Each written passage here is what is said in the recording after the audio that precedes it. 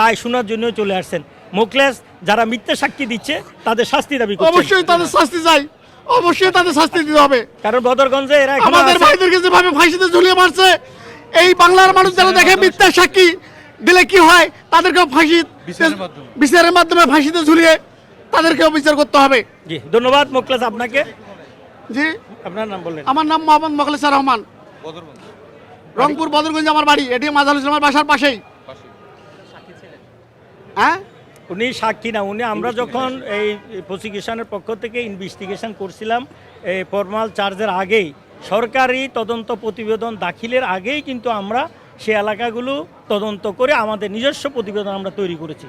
ওই প্রতিবেদনের ওই সময় যারা মাঠ পর্যায়ে সহযোগিতা করেছেন উনিও তার ভিতরে একজন ছিলেন। ওনাকে তো আমার মনে নাই, উনি এখানে এসে আমাকে বললেন স্যার আপনাকে আমরা বিভিন্ন ওই স্পটগুলোতে আপনার সাথে আমরা গিয়েছিলাম। তো সেই মোখলেসুর রহমান এখানে চলে আসছেন, এই জন্য তিনি এটিএম আজহারুল ইসলাম সাহেবকে নির্দোষ তখনও বলেছেন। আজকে ওনার রায় হওয়ার কারণে উনি আবেগ আপ্লুত কান্নাকাটি করছেন।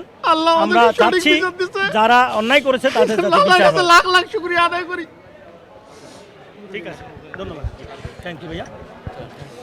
আসসালামু আলাইকুম।